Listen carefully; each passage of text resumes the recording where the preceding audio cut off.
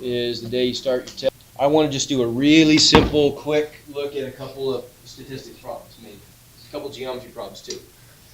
So here's the rest of the candle stuff we started the other day. The third question was something about in the 3 hours left, will she capture the moment when the candles are exactly the same height? And the answer is no. But to get full credit for this, you'd have to say no, and you have to support it with some mathematically valid argument.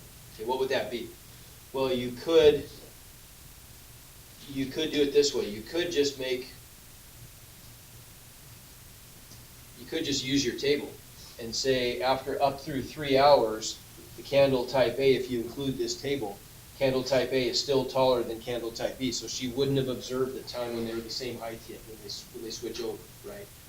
Because this is the one that candle type A burns out quicker, but at this point it's still taller, so the answer would be no. You could do something like this, like you could say if I plug in 3, we did this the other day, somewhere, I don't know where it was. Oh, I don't remember where it was. I'm not going to mess around with it too much. But we could do something like I could plug 3 in for T and find out that the height of this one is 8, the height of type A is 8, and the height of B is 7. We could show that, so that's one way to do it. So A is still taller. Or you could even figure out, like if I set the two equal to each other, right? If I set H equal to H and I solve that system, I end up getting T equals about 3.3, right? 3 1/3 hours. So the time when they're the same height would be 3.3, so it's after 3 hours. Either way, it's fine. You know, any of those would be fine. But the table would work also, okay? The next part 4, they just want you to understand, okay, if we write this as a function, we already did this, right? If we write this as a function, what would the K stand for and what would the N stand for? If H is the height and T is the time in hours, what would K be? Well, I mean, it's the initial height or the start value, right, of the height. Did we get that? Because that's the constant. What would the number that's being multiplied by T, or it could be X if it's a different problem, that would always be the rate, wouldn't it? Because it's just a linear equation, right? So we end up with Y equals the start value plus the rate times X, or times T in this case, right? So that would be the burn rate with the N. All I have to do is save that stuff for 2 points. And then finally, the last question is, well, this one we already did, number 5. It was choose either one and write it as a function. Well, we already did that, right? H, for the first candle, H would have been 20, which is the start value, minus 4T, because the burn rate is 4 centimeters per hour. Or for the other candle, it would have been H equals 10 minus 1T, or just 10 minus T. So the start value is 10 and the burn rate is 1 centimeter per hour. So we've already done that one. We already talked about that on Friday. Are these questions straight from the test? This is a sample test, yeah. Yours will be similar. You can kind of see the kind of, I mean, yours will be obviously different than this, but it's going to be the same kind of stuff. So it's like in this case, there's just six total questions that are answered, but it's all about the same topic, right? Okay.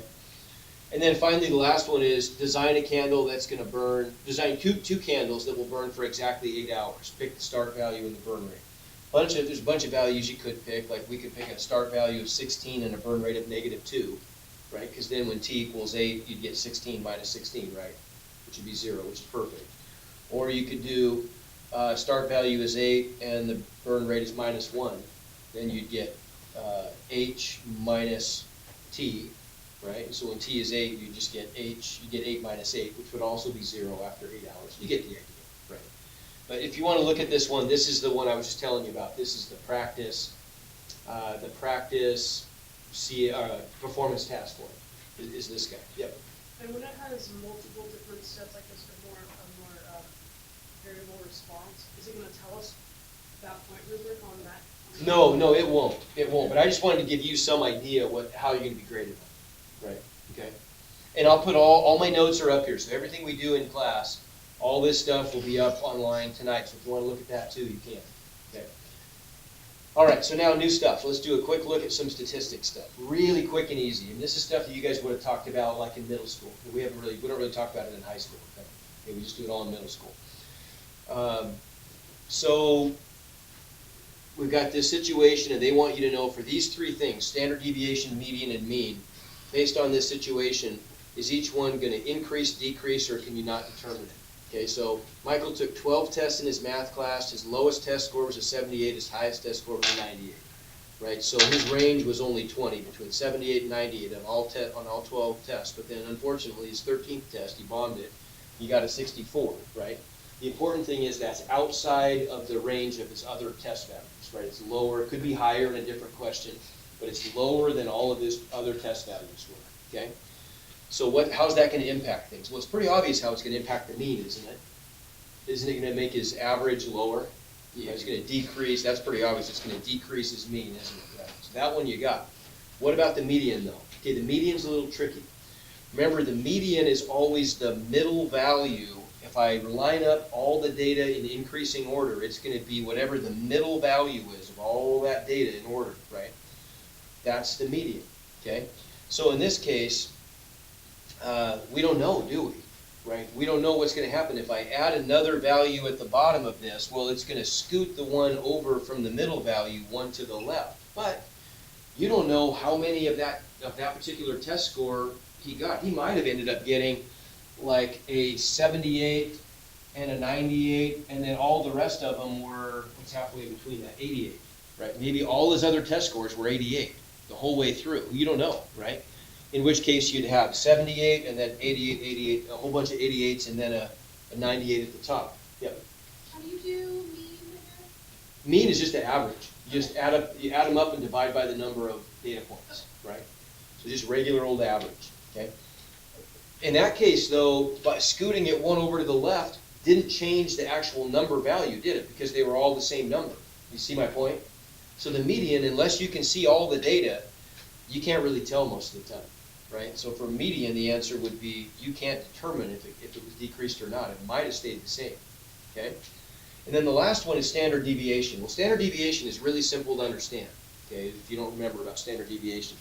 Standard deviation just has to do with the width of the distribution. If you take a bunch of random data and you graph it, like if you graph the number of times that each data point shows up, like a histogram or a what do they call it? It's a bar graph, right? Something like that.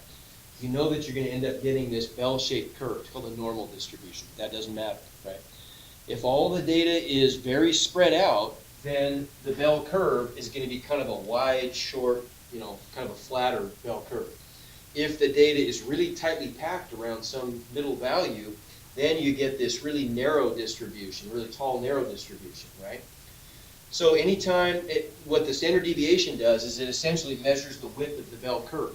It measures how far out you have to go from the middle value to include 68%, so just a little more than 2/3 of the data, all in that. Does that make sense? So it essentially is just measuring the width of the bell curve, right, the normal curve. So what's going to happen then if I've got a bunch of data and I add this one outlier that's pretty far away from the center value? Is it going to make the curve wider or is it going to compress the curve? It's going to make it wider, yeah, right? Because now the data is more widely distributed, so it's going to make the bell curve a little bit wider. So that's definitely going to increase the width of the standard deviation, isn't it? The width of the curve. Everybody agree? So that's definitely, that one gets increased for sure. Okay? All right, so this guy here, all this is so simple. If they ask you to create a line plot, super simple stuff, that's all you're doing. You're just crossing off the points and putting them in the appropriate column. That's it. Okay, no big deal. And then it just gives you a visual representation of how often did each data point show up. That's it. Super simple. Okay, don't worry about that one. Okay, box and whisker plots and 5-number summaries. It would have been in middle school that you talked about this, and maybe even did, who knows. Yeah, I'll show it to you, though. I had no clue what that was. Okay, well, now you'll know. Yeah, You'll know. it's too late. Well, maybe you'll do it again. You might do it again. So here's how it works. Very, very simple. I can show you here in 1 or 2 minutes how this all works. Very simple stuff. So all you do is, when you're looking at a distribution like this, and you're doing a box and whisker plot or a 5-number summary, you're going to line up the data in increasing order like you always do, right? So you line up all the data, and then here's how this works. Okay, there are 5 important numbers on this. There's going to be the middle value, which is going to be the median.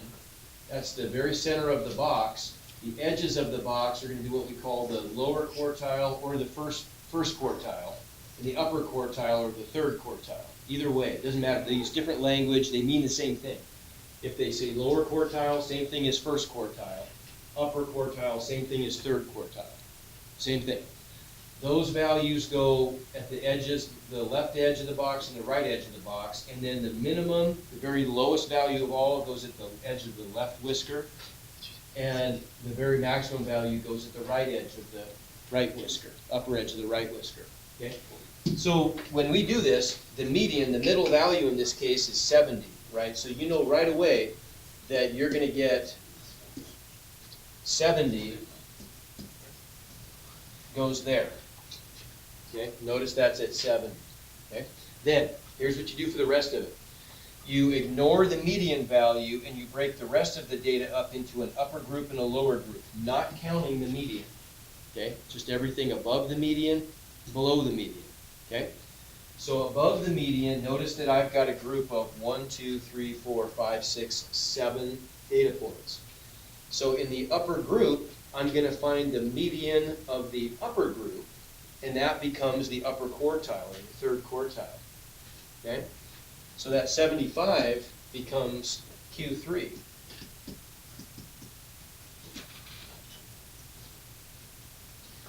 Okay? Notice that's at 75. Okay, we do the same thing for the lower or for the lower group of data.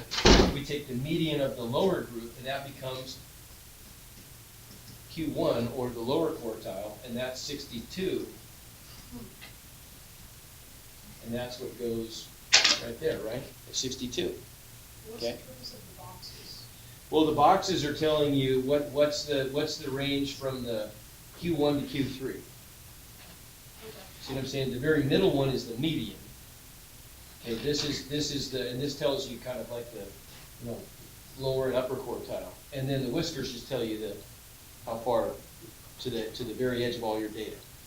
Okay, so then finally, you've got this 86 out here that's your max. So there's your 86. Your min equals 50. So there it is, there's 50. Okay? That's it. That's a box and whisker plot. 5-number summary. What are the 5 numbers? Minimum, Q1, median, Q3, maximum. Easy stuff. Okay, no big deal. Question? Wait, why don't you extend the whiskers like to 86? You do. You do. You go all the way to, see, that ends at 86 right there. Whoops, at 80. Oh, yeah, it's supposed to. I must have pulled up the wrong, I don't know, that's wrong. It should go all the way out to 86. Should go all the way. Yeah, so it should go out to there. That's where it should cross that one off. Yeah, good eye. Yeah, it's supposed to. Okay. Okay, so then, what about this guy? Choose the box plot that represents the given test scores. Well, there's the answer. Let's make sure, right? So this time we've got how many? 1, 2, 3, 4, 5, 6, 7, 8, 9. Okay, so then the middle one's going to be the 5th one in. So I get 4 above and 4 below, right? So we can see here that right away that the median is 16. Well, there's 16. Right, 16. Okay. Okay, so then what about the upper group? So here's my upper group. Right, now notice that my upper group this time has 4 numbers in it, so there is no middle value, right? So then what do we do to get the median? To get the median, we're going to average the 2 middle values. So if I average these two, what's the average of 23 and 27? 25. Okay, so that gives us 25. Now notice that 25 is the upper limit, right? It's halfway between 24 and 26. That's the upper limit of Q3, right? The median of the top group is 25, so that's what goes there. And then out on the end, we've got 30. Goes there, right? for the lower group, you can see that I'm gonna average 13 and 13. Well, the average of 13 and 13 is 13, isn't it? Right? So we get 13, well, that's supposed to be green.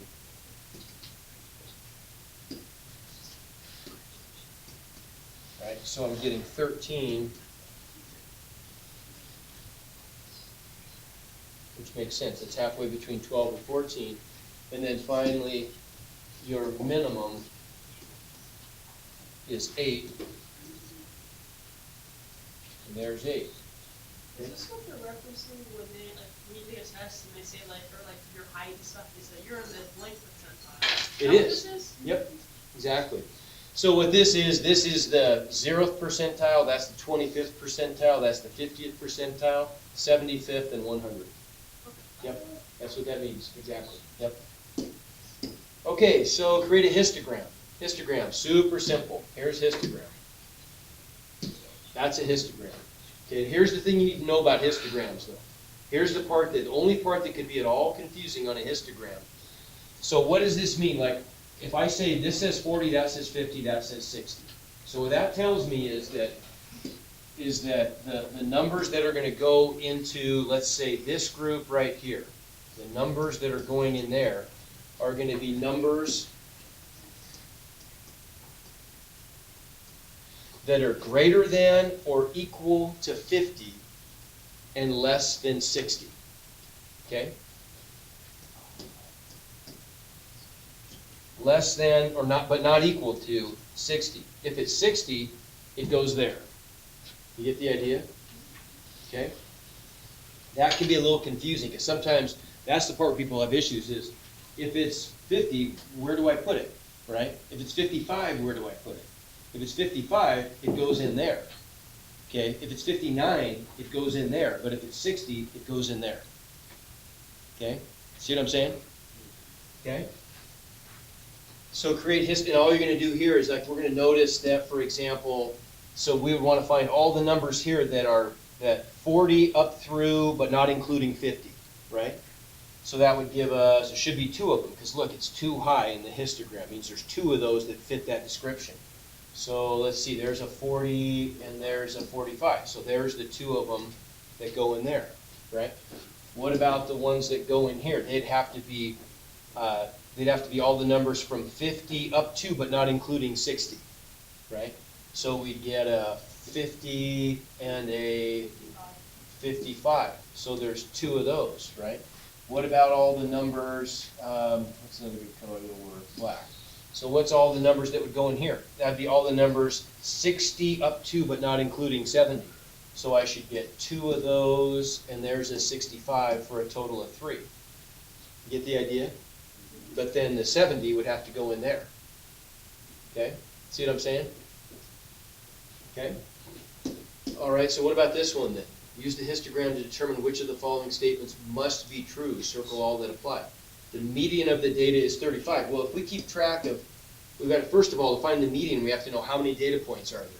There's 1 in that group, there's 2 in that group, 1 in that group. That one's too high, so 2, 2, 4, and 3. And that adds up to, what is that, 15? So the middle value would be the one that's got 7 on the left and 7 on the right, so it would be the 8th highest value. So let's just count these. 1, 2, 3, 4, 5, 6. So the 8th highest value is definitely going to be in there somewhere. But do we know that it's 35? No. It could be 33, 34, or 35, right? See what I'm saying? The mean is equal to the median. We don't know. We don't know what the median is. We don't know what the mean is for that matter. Right? How do we determine to check the spot number 8? Because there's 15 total. Oh, okay. So the middle value would be the 8th value. Okay. The mode is in the interval from 36 to 39. Now, there's 36 to 39 is right there. That one, you might look at that and say, oh yeah, of course it is. That's got the most values in there. But the mode, it means what? The most occurring, right? So the most frequently occurring value. So yeah, we have more values, more data fell in this category than any of the others, but you don't know how it was distributed, right? the possible numbers that go in there were 36, 37, and 38. So it could be that you had two 36s, two 37s, and one 38, right? But then look, there's three values that fall in here. Maybe they're all 39s. Maybe 39's the mode. You can't tell, can you? It's pretty likely that the mode is in here, but you don't know for sure, do you? Okay? So that one also you do not know. The median is in the interval from 33 to 36 interval. It is for sure. That one we know. The median has to be in there because the 8th number up from the bottom is in this box, right? So that one is true. And then finally, the range of the data is less than 21. True. Here's why. Because what's the lowest number that could go in there? 21. So we could put a 21 in there, right? Would go into that box. But if I actually had a 42, it would go into that box, right? The biggest number that could go in here would be a 41. 42 would go one box over, wouldn't it? Right? And so then the biggest possible range would be from 21 to 41, which would be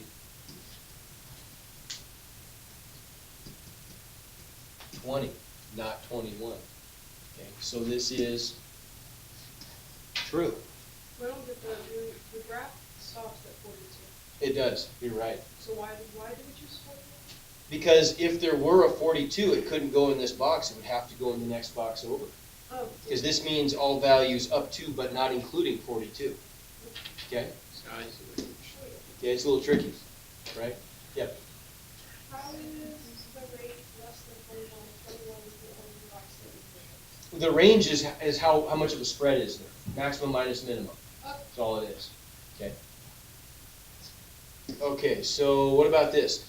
Transversals and parallel lines. Remember this stuff, right? When if parallel lines are cut by a transversal, then a bunch of stuff happens. Alternate interior angles are congruent, alternate exterior angles are congruent, all that good stuff, right? So let's look at this. Ricky claims, you remember this stuff well enough. There won't be anything very super hard on there, I promise you. The geometry stuff's going to be easy. So when a transversal intersects parallel lines, it will create two pairs of alternate exterior angles. True, right? Ricky claims that the angles within each pair are congruent to each other, but not congruent to either angle in the other pair. So part A, it says draw a transversal that supports that. Well, that would have to be a transversal that went through maybe looking like this, right? You just got to use the tools to draw this. And then my alternate exteriors would be like that angle there and that angle there, for example, right? Those would have to be congruent. But then here's another pair there and there, right?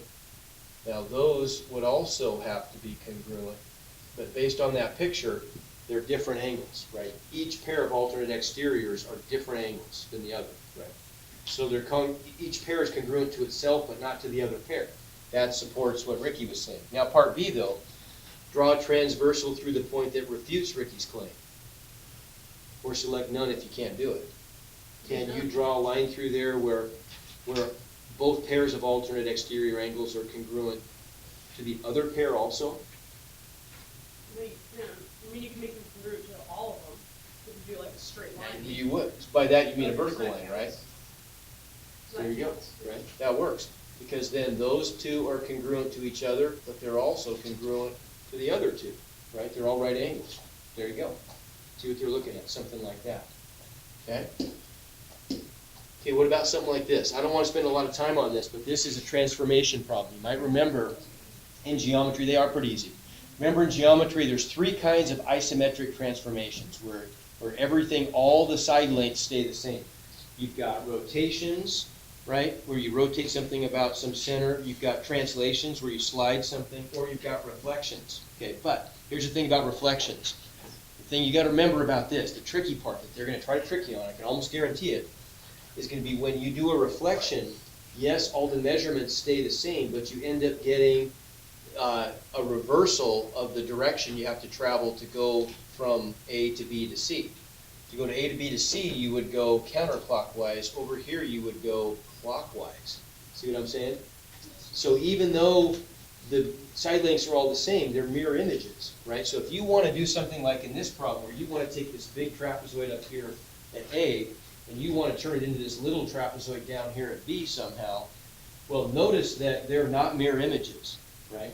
If I take this thing and I rotate it, so like this, so the base corresponds to the base, notice that they look like they're in the same orientation. If I did a reflection, this one would get flipped around, so they wouldn't work. You could never make them fit, right?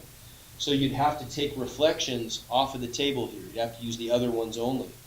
And you could do something like, you could do a rotation to get this thing sitting on the table right, so the base corresponds to the base. You'd have to translate it down there to get it to the right place, and then you'd have to do a dilation to shrink it down to size. Okay? I don't want to spend more time on it, but just a quick reminder about that isometry thing. Right? If you do reflections, you create mirror images, and so they don't, they may not sync up anymore if they did before, right? Okay? Okay, what about something like this? This is really just using symmetry. So they're telling us that we've got this circle. The circle is centered at point C. Line segment PQ is parallel to line segment SR. What is the measure of this angle up here? QPS, right? QPS, so the vertex is in the middle, okay? Well, we have a bunch of symmetry here, don't we? Right? We know that those two angles are mirror images, so they need to be congruent, right? And those two are congruent. What's the sum of all the measures of the angles in a quadrilateral? 360. So if I add those two up, right away we can see that 68 degrees plus 68 degrees is 136 degrees. So how much is left over for the other two angles? 360 degrees minus 136 degrees is 224 degrees. And so then I have 224 degrees to split evenly between those two, right? So 224 degrees divided by 2 is what? Well, there you go, 112 degrees, right? Okay, we're good. Okay, what about this one? So on this one, consider the parallelogram ABCD with point X at the intersection of diagonal segments AC and BD. Evelyn claims that ABCD is a square. Select all statements that must be true for Evelyn's claim to be true. Well, if it's a square, there's a bunch of stuff that has to be true, right? If it's a square, it means it's a rectangle and a rhombus. So we know, for example, and you guys can piece all this together. All of those angles would have to be 90 degrees if it's a rectangle. If it's a rectangle, we'd know that both of the diagonals have to be congruent, right? The diagonal from there to there and from there to there would have to be congruent. If it's a rhombus, we know that all the sides are congruent, right? And we know that the diagonals have to meet at right angles in the middle, okay? So which ones fit then? AB equals BD. No, that doesn't work. That one we can take off the table. AD equals AB. Yeah, that one has to be true, right, to be a rhombus. AC equals BX. That makes no sense. That one's take that one out. Yeah, the fourth one does, doesn't it? That one wouldn't, but the fourth one would, right? ABC should be 90. This one says it's not equal to 90. Okay, so that one's off. AXB, yeah, AXB, that would have to be a right angle. So it'd be those two, right? Okay, what about something like this? Okay, all we got to do here is just do the math, right? Fill stuff in as we can, and then eventually we might have to solve something. So 17% of all the students are in first grade. If I have 500 total students, then if I want to do 17% of that, I just do 0.017 times 500, and that works out to be 85, right? So you end up with 85 students in first grade, okay? 19% of all the students are in fourth grade, so I do the same. 0.19 times 500 is going to be 95. So that goes there, okay? The number of third grade students is 9 less than the number of fourth graders. That's easy. 95 minus 9 is 86, right? And so the other ones that I need to find are, we don't know, right? They tell us the number of second grade students is 10 less than the number of fifth grade students. Both of those are unknowns. But let's call this one X and that one Y, right? So then all I'd have to do to find X and Y is come up with a couple of really quick equations and solve a system. That's easy to do. For one thing, I know that their sum must be all that's left over of the 500. So if we add these up, That's gonna be 180 plus 86 is 266 total. 500 minus 266 equals, what is that? 234, Can right? you just divide by 2 and then? No, you can't do that. We don't know that for sure, but they equal 234. But they tell us something else here too. Look at this last statement. The number of second grade students is 10 less than the number of fifth grade students. So turn that into a sentence. The number of second grade students is X. The word is equals 10 less than the number of fifth grade students is Y minus 10. Just solve that system. It's easy. You can easily do that. And then plug in the values for X and Y, right? Okay, moving on. Let's see.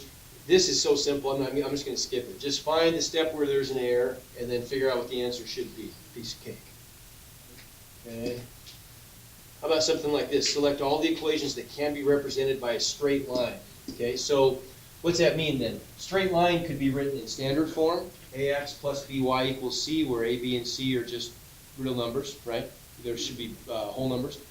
Or y equals mx plus b, where m and b are just real numbers, right?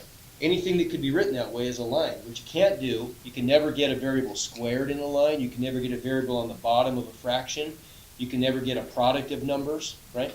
So which one of these can we disqualify? Well, because of that, that one's out of the question.